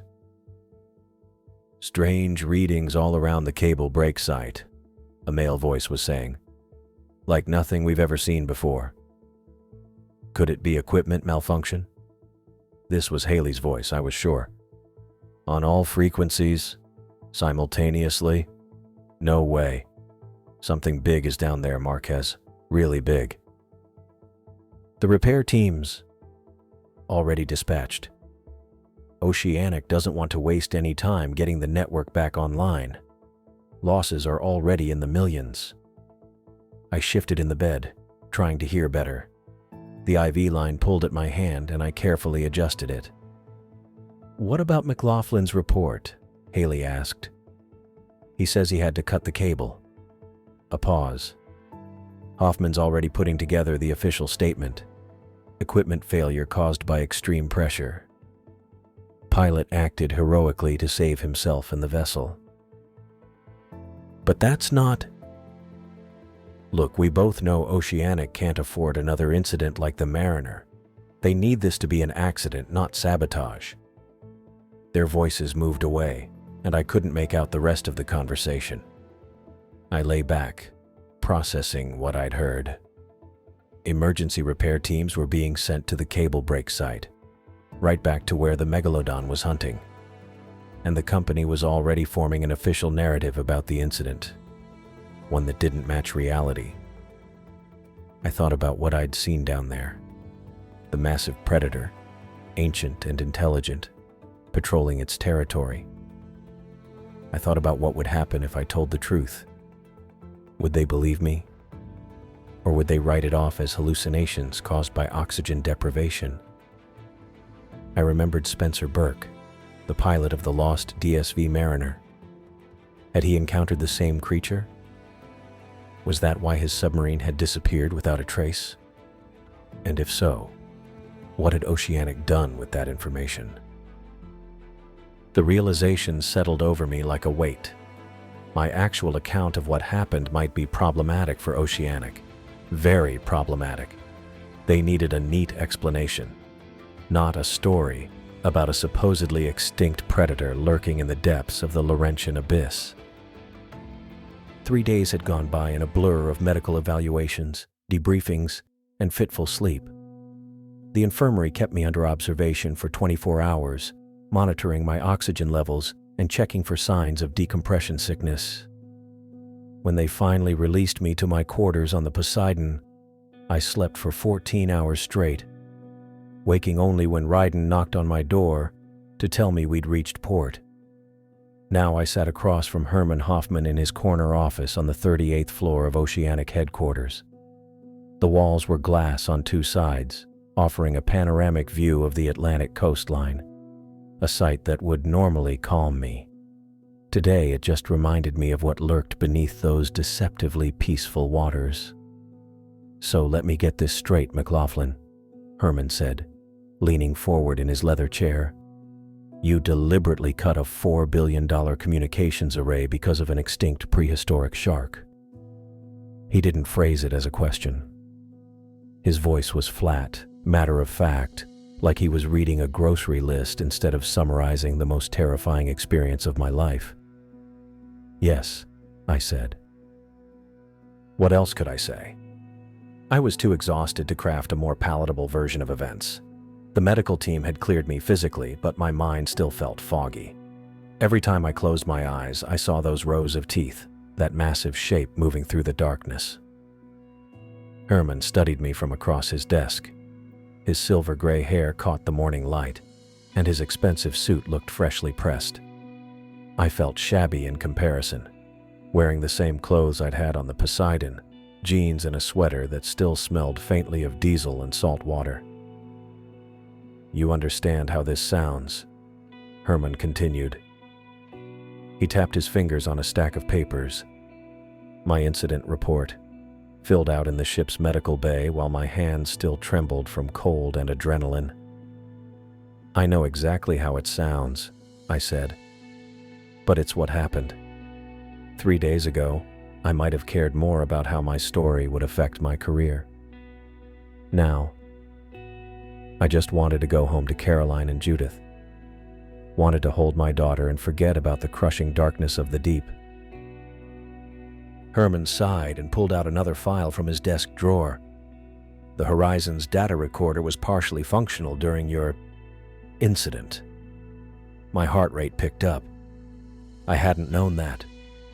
After the electromagnetic pulse from the cable, I'd assumed all the subsystems had been fried beyond recovery. "The sonar logs confirm that something large was tracking the submersible," Herman said, flipping open the file. "And the external pressure sensors recorded multiple impacts consistent with your account." I felt a rush of validation. "Then you believe me?" Herman closed the file. "What I believe isn't relevant. What matters is Oceanic's official position." Of course. This meeting wasn't about finding truth.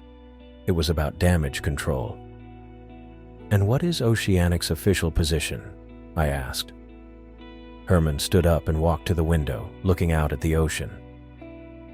"Our marine biologists have reviewed the data. Their assessment is that you encountered an unusually large Greenland sleeper shark. They can grow to over 20 feet in length and are known to inhabit deep waters." I almost laughed. A sleeper shark? That thing was at least 60 feet long. "The sonar readings were likely distorted by the underwater topography," Herman said without turning around. "Combined with the stress of your situation and decreasing oxygen levels, it's understandable that your perception might have been enhanced." I took a deep breath, fighting back the urge to argue. They needed this explanation. A sleeper shark made sense. It fit neatly into the known world. A living megalodon would raise too many questions, attract too much attention. "And you acted in self-defense," Herman continued, turning back to face me. "No one is questioning that. The submersible's damage patterns support a defensive response to a large marine predator." I rubbed my eyes. "What about the cable? $4 billion is a lot to write off." Herman returned to his desk and sat down. "Repair crews are already on site. We've got the Nautilus and 3 support vessels deployed. Insurance covers most of it.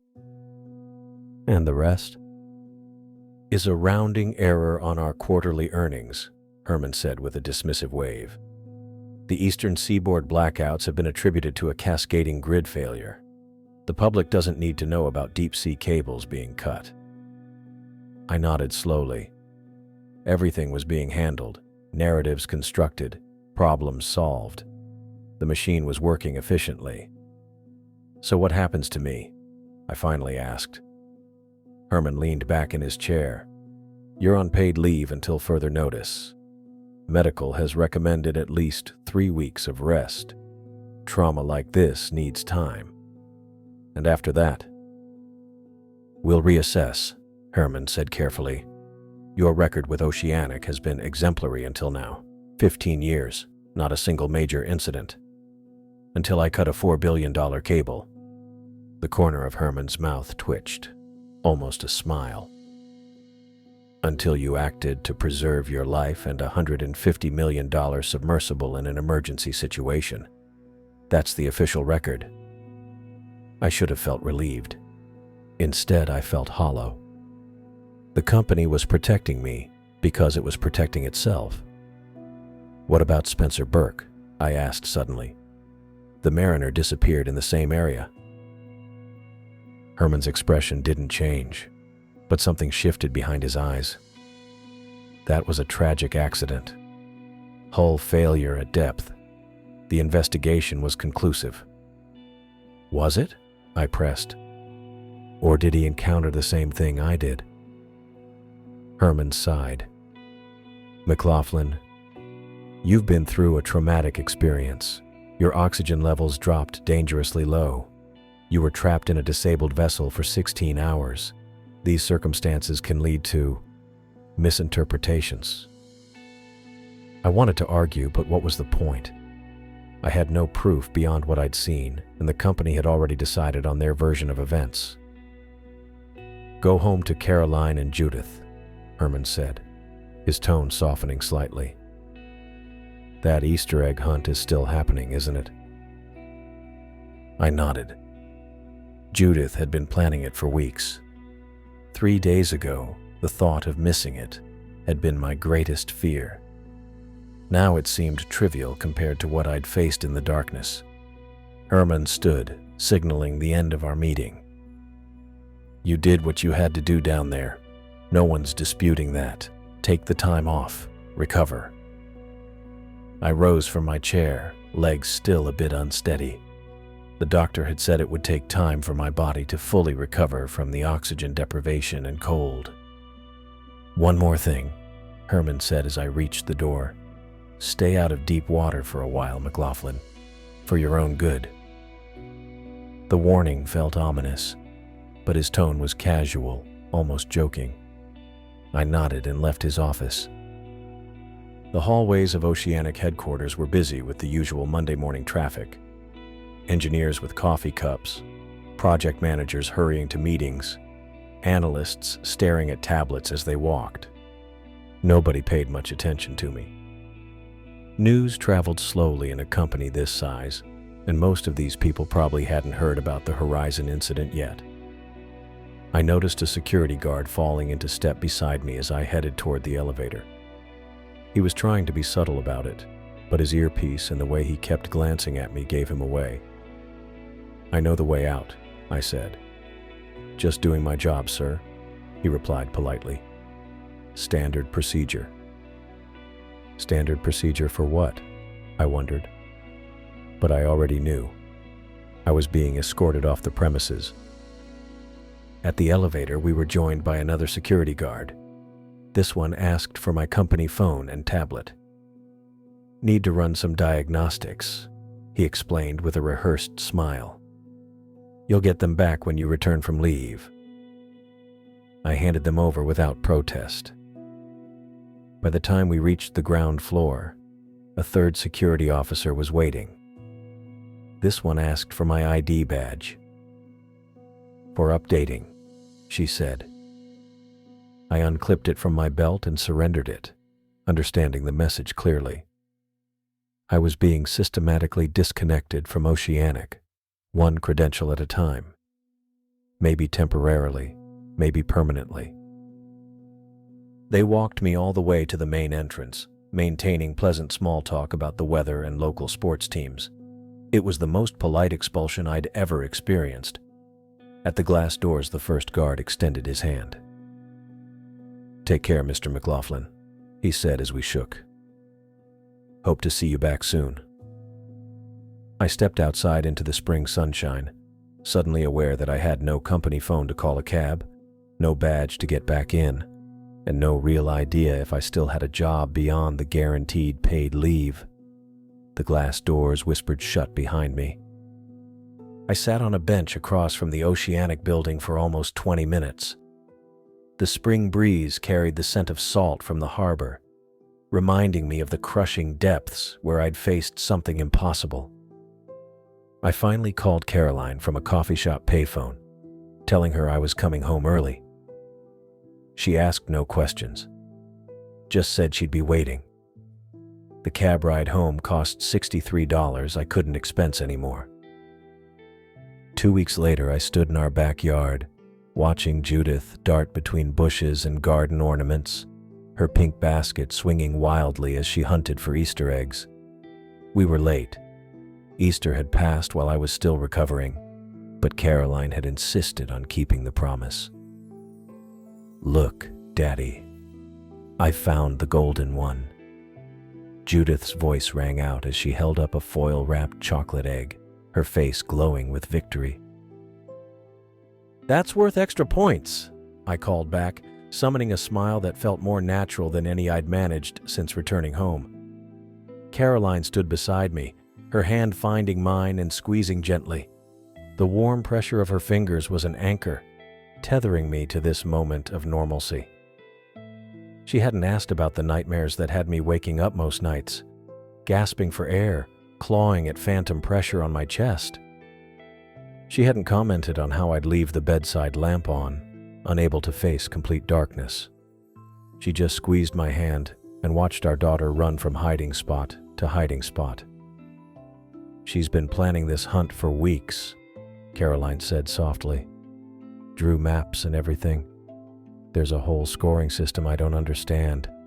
I nodded, watching Judith consult a crumpled piece of paper before diving behind the garden shed with determination. "She gets that from you, the organizing, and the stubbornness from you." Caroline bumped her shoulder against mine playfully. "Speaking of which, have you thought more about what's next?" I had been thinking about little else. 2 weeks of paid leave stretched ahead of me like an empty sea, with no guarantee of return. Herman Hoffman's parting words had made it clear.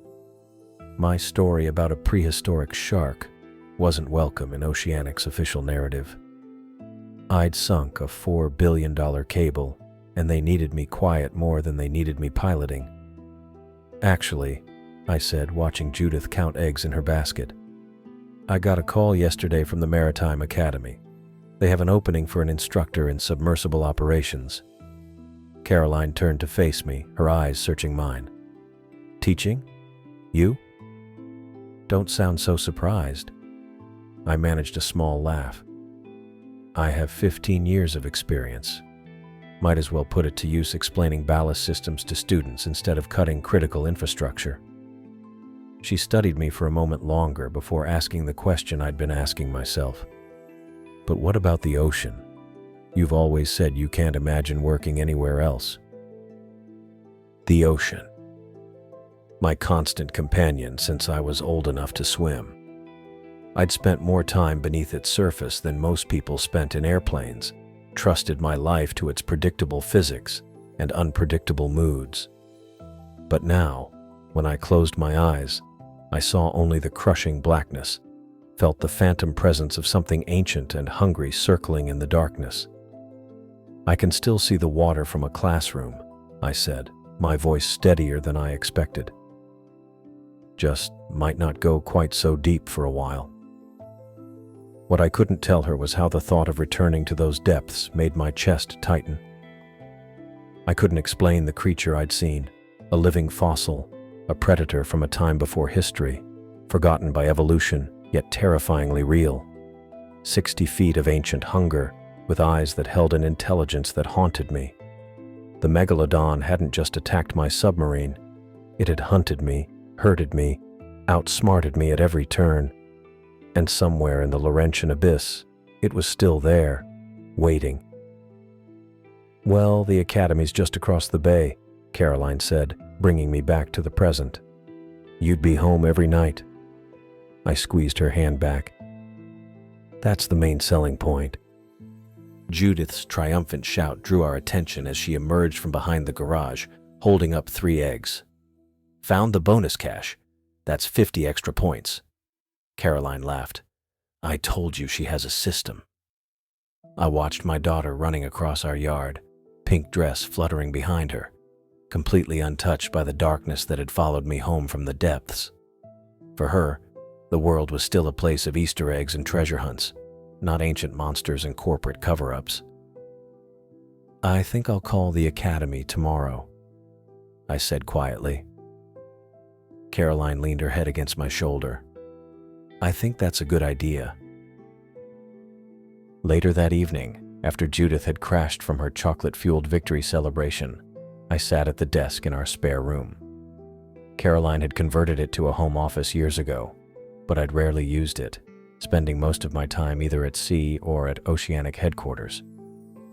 Now, the unfamiliar chair creaked under my weight as I checked emails on our personal computer.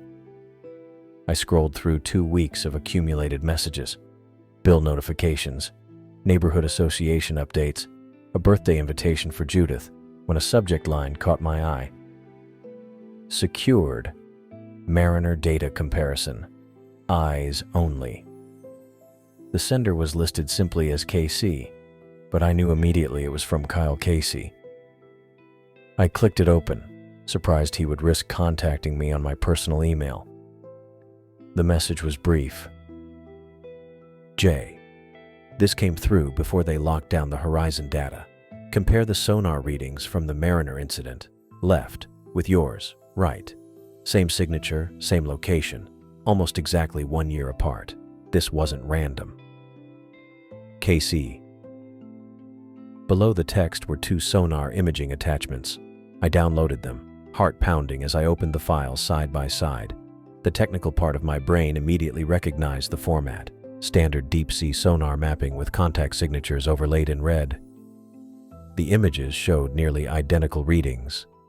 A massive object, at least 60 feet in length, moving with purpose and precision. What struck me most was the pattern of movement. In both cases, the object circled clockwise, maintaining consistent distance before closing in with remarkable acceleration. The movement wasn't random or instinctive. It showed intent, strategy, hunting behavior. A second email arrived as I was studying the images, also from KC. They're scrubbing everything, all horizon data being classified under equipment malfunction protocols. Ryden is fighting it, but getting nowhere. Burke saw the same thing you did before the Mariner went down. Hoffman knows. Whole eastern seaboard blackout being blamed on infrastructure failure. My advice, keep your head down and your mouth shut about what's down there. They're watching your social media and monitoring your calls. Whatever that thing is, it's been there a long time, and Oceanic wants it to stay secret. I'm going dark after this, taking some vacation time in mountains, far from any ocean. You should do the same.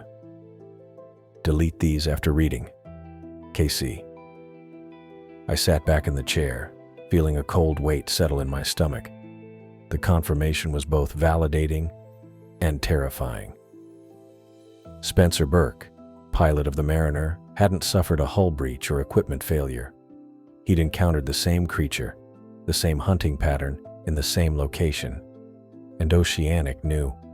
I thought back to Herman's office, his casual dismissal of my account, the way he'd suggested it was oxygen deprivation or stress, all while holding sonar data that proved I wasn't hallucinating or exaggerating.